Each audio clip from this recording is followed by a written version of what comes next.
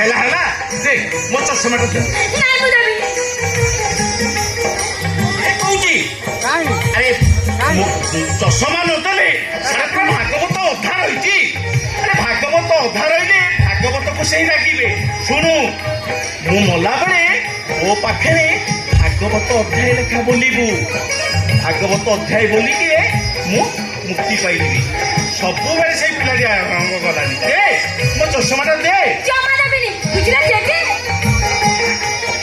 ତମେ ସିନା ଭାଗବତ ବହି ଦେଖି ଭାଗବତ ବୋଲୁଛ ହେଲେ ଭାଗବତ ପୁରା ମୋ ମୁହଁରେ ଅଛି। କଣ କହୁଛୁ ତୋ ମୁହଁରେ ଅଛି?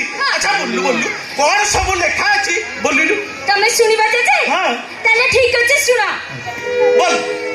ଗୋବିନ୍ଦ ଗୋବିନ୍ଦ ଗୋବିନ୍ଦ ପଦୁ ଗଳୁଛି ମକରନ୍ଦ ସେ ମକରନ୍ଦ ପାନ କରି ହେଲେ ତରିଲେ ବ୍ରଜ ନାରୀ ସେ ବ୍ରଜ ନାରୀଙ୍କ ପୟରେ ମନ ମୋ ଥାଉ ନିରନ୍ତରେ ମନ ମୋ ନିରନ୍ତରେ ଥାଉ ଆକୃଷ୍ଣ ବୋଲି ଯିବ ଯାଉ ଆକୃଷ୍ଣ ବୋଲି ଯାଉ ଯିବ। ମୋ ଗେହ୍ଲା ତୁମେ ସୁନ୍ଦର ଭାଗବତ ଦୀପଦ ବୋଲୁ। ହଉ ଦେ ମୋ ଚଷମାଟା ଦେଲୁ। ଜମା ଦେବିନି। ଚଷମାଟା ଦଉନୁ। ଜମା ଦେବିନି। ଆରେ ଭାଗବତ ପୁରା ଅଧା ରହିଛି। ଆରେ ଭାଗବତ ଅଧା ରହିଲେ ଭାଗବତ ଗୋସାଇ ରାଗିବେ। ଦେ ଚଷମାଟା ଦେ।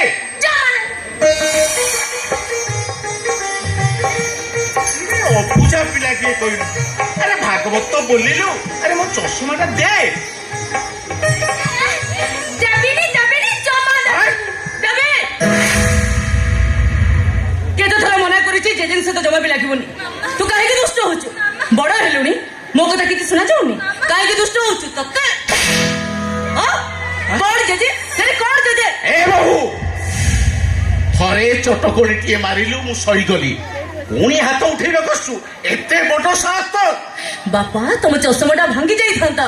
ଭାଙ୍ଗି ଯାଇଥିଲେ ଅନ୍ଧ ହୋଇଯାଇଥିଲେ ମୋ ମନରେ ଟିକେ ଦୁଃଖ ନାହିଁ। ମୋ ନାତୁଣୀ ଉପରକୁ ଇଏ ଯଦି ହାତ ଉଠେଇ ଦିଏ ମୋ ଛାତିରୁ ପଥର ପଡ଼ିଲା ଭଳି ଲାଗେ। ମୋ ନାତୁଣୀ ହେଉଛି ମୋ ଛାତିରେ କଲିଜା। ସେ ହେଉଛି ମୋ ଘରର ମଣି। ସେ ହେଉଛି ମୋ ଆଖି। ବାପା ସକାଳୁ ସଞ୍ଜ ଯାଏ ତାରି ପାଖରେ ଦିନ ସାରେ ଏଇ ଘଣ୍ଟା ପାଇଁ ସ୍କୁଲକୁ ଯାଏ ଯେ ତାରି ଫେରିବା ବାଟକୁ ଚାହିଁ ରହି ମୁଁ ଅନ୍ଧ ହୋଇଯାଏ। ସେ ଖାଲି ମୋ ନାତୁଣୀ ନୁହେଁ, ସେ ହଉଛି ଏ ଘରର ଦେବୀ। ସେ ହଉଛି ଏ ଘରର ମଣି। ଏ ବୋହୁ ମୁଁ କହିଦଉଛି ବୋହୁ, ମୋ ନାତୁଣୀକି ଯଦି କେହି କେହି ଅଧିକ କଥା କହିଛ ନା ମୋ ନାତୁଣୀକି ଧରି ମୁଁ କୁଆଡେ ଚାଲିଯିବି।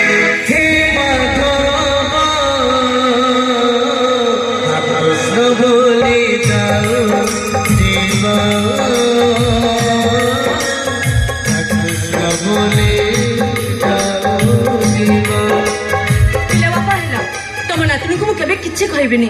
ମୋର ଭୁଲ ହେଇଯାଇଛି ବାପା।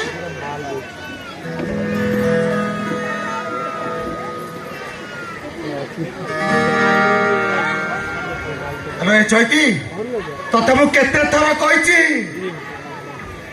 ସେ ଜେଜେ ନାତୁଣୀଙ୍କ କଥାରେ ଜମା ମୁଣ୍ଡ ନାଇଁ ମୁଁ କଣ କହିଲି? ମୁଁ କଣ କହିଲି ବା? ଗୋଟାଏ ଚଷମା କଣ ଯେତେ ଚଷମା ମାଗିଥିଲେ ଆଉ ଗୋଟେ ଗୋଟେ ଚଷମା ଆସିଥାନ୍ତା। କଣ ହେଇଗଲା ସବୁ? ଗୋଟେ ଚଷମା କାହିଁକି? ମୁଁ ଜେଜେଙ୍କ ପାଇଁ କମ୍ପାନୀ ବସେଇ ଦେଇଥାନ୍ତି। ଚଷମା କମ୍ପାନୀ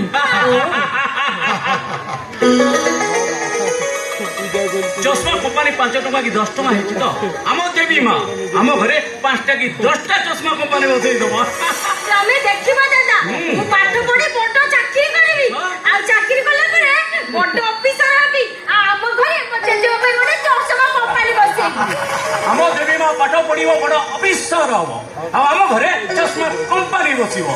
अच्छा देवी माँ कहलो तुम फरमाइश कोन मु एग्जाम दे फेरिला बेले तुम पई सब कोन आनी कह कहलो बायाड़ी मने पकेई पकेई कह। हां दादा तमे चाकरी आसी बेले मो पे गोटे भागवत बही आनिबो मु तेजो पाखरे बसी सकाळी संजरे पढिबी। अच्छा ठीक है आउ सब कोन आनिबी? अरे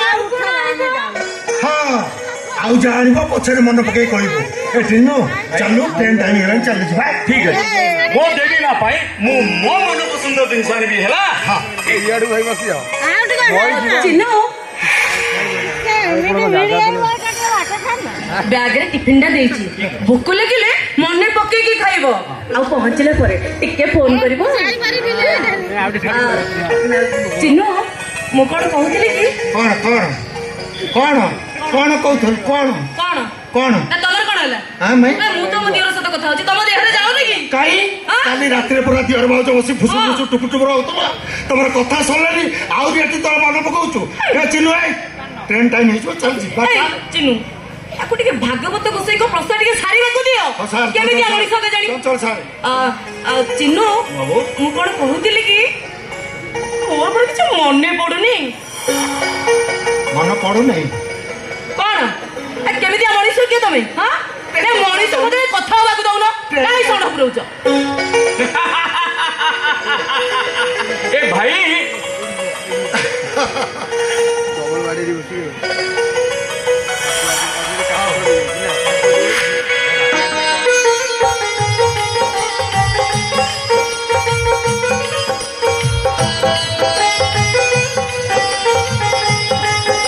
এই চিনু আরে সিଏ পুরা মুন্ডিয়া মারিনি।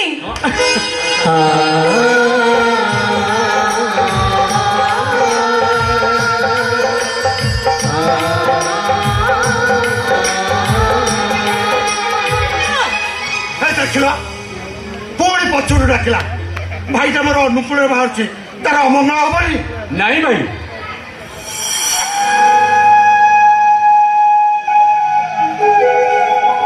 ପୁଅ ଅନୁକୂଳରେ ବାହାରକୁ ଗଲାବେଳେ ମା ପଛକୁ ଡାକିରେ ଶୁଭ ହୋଇଥାଏ।